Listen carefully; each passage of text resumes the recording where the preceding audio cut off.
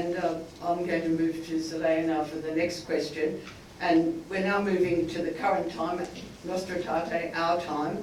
And in an address earlier this year, Pope Leo said the following: relations between the Catholic Church and Muslims have been marked by a growing commitment to dialogue and fraternity, fostered by esteem for these our brothers and sisters.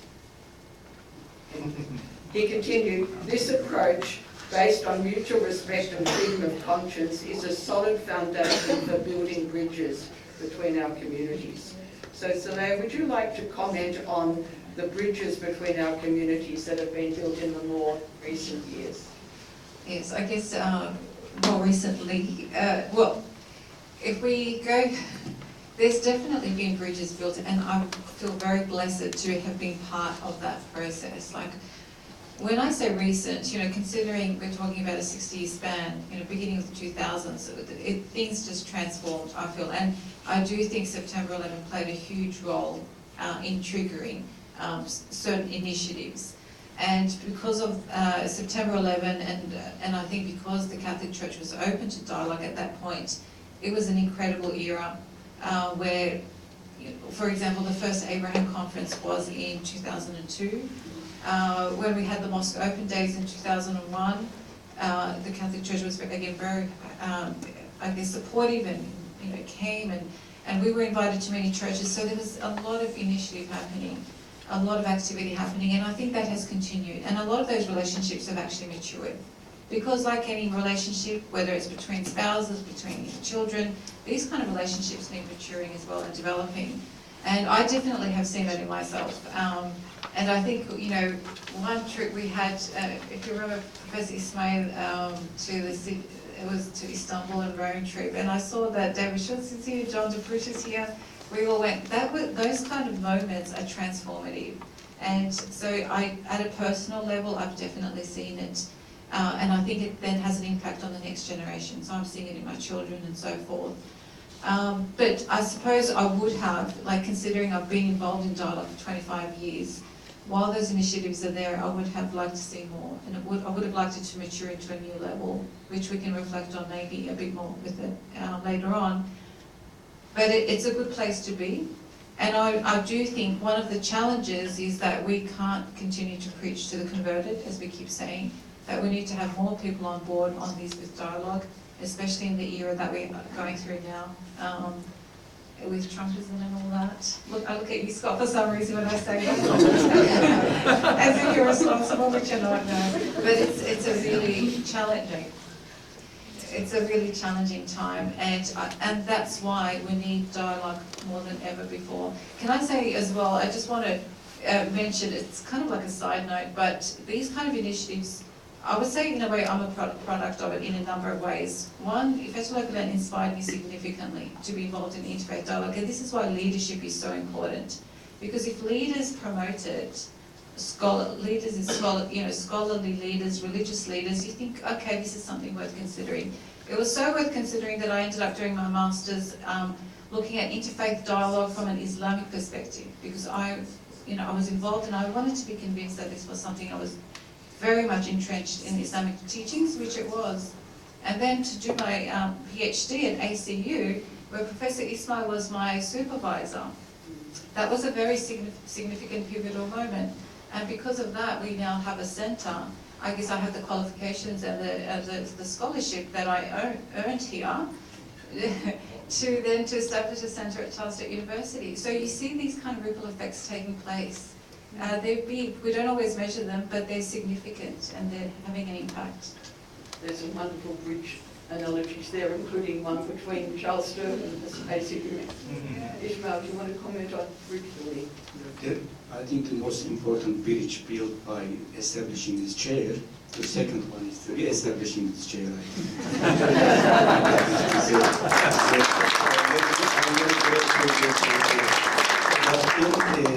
Zuleyah talks more on local level. I think only give one example.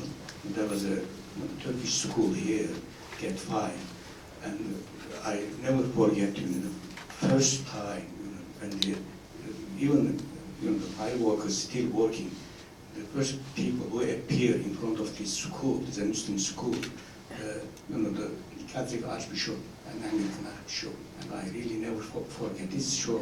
But in international level, more there are, we really see the real impact of Nostra Aetate in 90s, start 90s, and especially in 2000 and following years.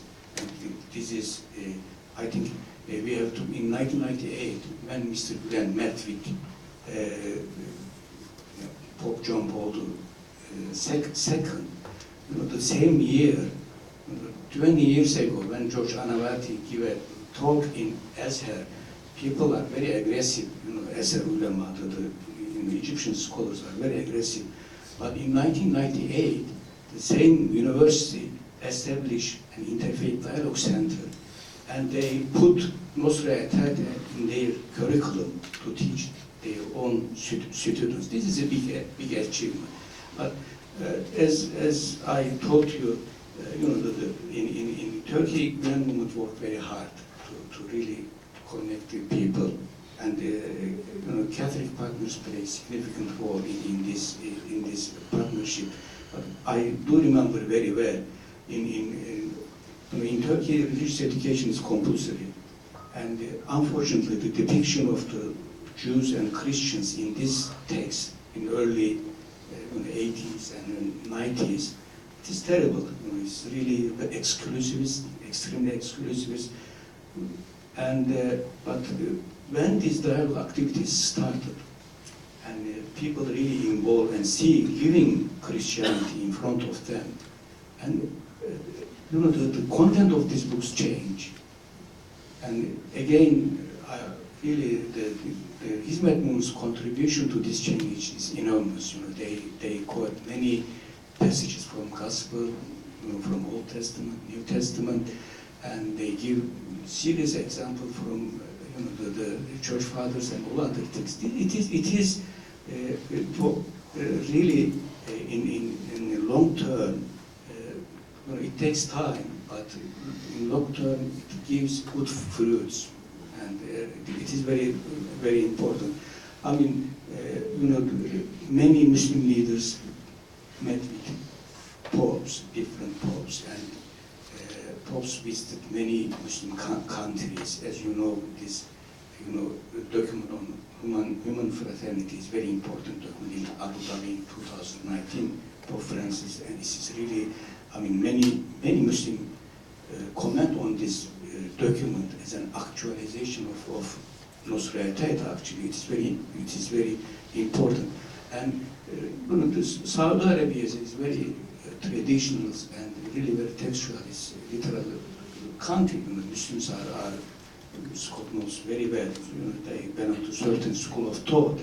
But what we see is they establish King Abdullah bin Abdulaziz International Interfaith Dialogue Center, and they are inviting people and discussing this issue. It is, there is a Marrakesh Declaration, and Abdullah Beya is one of the leading scholars.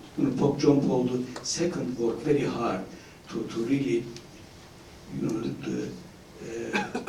to increase awareness among Muslim majority country to their relation with minorities. And we see, and I'm proud of this document actually, Muslims come together and made a document and how they show their responsibility to look after their minorities, and there are too many. And finally, I think a couple of days ago I was listening to Scott, and I really love this expression. Scott told me, that dialogue in Hizmet people's in genes. They have internalized these values. And Gülen says, if our wars 50 times change, we never ever give up connecting with other religious tradition and working together. And this is very important. And I am very glad and very grateful to our university and our supporters for the establishment of this chair. Really, thank you very much. Thank you very much, Ismail. Scott, would you like to give us an American example of bridge building? Okay, well, so my American example is going to be his myth in the Gulen movement, because I haven't said enough about that. To whatever degree the Catholic Muslim Studies program at CTU, Catholic Theological Union, has been successful. I'm no longer director. A dream of mine I had for many years, but I had to raise the money to help make that dream come true, is that now we have a full-time tenure-track Muslim professor as director of the Catholic Muslim Studies program. The success, to whatever degree one could say it has been successful, owes a great debt to the Hizmet movement and to Hoja Effendi. In fact, it's a little known fact because it was never made public, but the Board of Trustees of Catholic Theological Union voted unanimously to award Hoja Effendi with a Doctor of Theology, an honorary doctorate of theology. But we had this rule, I'm sorry to say, that the recipients had to attend. And so Fethullah Gülen and Hoja Effendi couldn't attend because of health reasons, but he sent us a beautiful letter. We certainly got the message about how much he was loved. And you know, early on we thought we really need Muslim students in our program, especially the Masters in Interreligious Studies, because we had this sense that, you know, Muslim students would be important teachers for their Catholic colleagues, right? And as soon as, you know, this was expressed, I was able to express this at some iftar or something, I started to get calls from my brothers and sisters in Hizmet, you know, saying, I think this person might like to come, I think that person might like to come. And it was clear, I don't want to embarrass anybody, but it wasn't as if these people who came to be students didn't want to be there. But it was clear that this was a duty that was assigned to somebody, right? And from my experience, I think they were happy to fulfill it, right? But it shows you that level of commitment in the movement, right? That this friendship that we're trying to establish, we need to give as much as we possibly can. And I've been the recipient of such enormous grace. Not to mention the fact that this man, Fethullah Gülen, is a waliullah, he's a friend of God, he's a saint. And the times I've met him in my journey, learning about his teachings and how he embodies the very best of Islam, right, has been an inspiration to me in my teaching, in my writing, and in my personal spiritual journey. Thanks, Scott. And while you've got the microphone, we might move to the next question. So if we were to reconvene this panel in 15 years for the 75th anniversary of Nostra Aetate, what significant new developments in Muslim-Catholic relations would you hope to have been able to tell us about? Do I get to dream big? I guess I'm going to go back to the 2 points that I just briefly alluded to in my remarks. I don't mean any disrespect to Nostra Aetate. It was a profound revolutionary document. It was a document written by human beings, and so no document written by human beings is going to be perfect and complete, even within its own context. The arc of that document is kind of like a bit evolutionary and sort of teleological in terms of, you know, the indigenous traditions that are not part of the world religions, which by the way is a very kind of colonialist construction. The work of Tumopo Hazumsawa does a pretty good job of exposing that if you're interested. But for instance, the spirituality and rich traditions of our indigenous sisters and brothers are really low on that totem pole. They get mentioned first, but things get more intense and the respect gets greater as you move through the document. So being mentioned first is not great. And I think here in Australia, right, part of Catholic Muslim studies doesn't have to be just about Catholics and Muslims, but how Catholics and Muslims have shared responsibilities to be allies to others. So I'd love to see something done in that regard. And I'm really serious. I think we don't understand how much those of us in this room are called to lead. Our politicians, even the best ones, you know, can't do it all. And in fact, can do very little, it seems, nowadays. And I think, you know, Marianne Williamson, you know, once said, we're really not afraid of our, this is a paraphrase, we're not afraid of what we can't accomplish. We're not afraid of our inabilities. What we are really afraid of is our capacity to accomplish great things. And I think in humility, we have to ask God to take that fear from us and be courageous and actually try to do things that maybe we don't think we can do, because I actually believe that if we root these things in faith and humility and partnership and love, we can do great things. Thanks, Scott. Powerful, thanks. The next vision for Okay, how do I mean to beat that?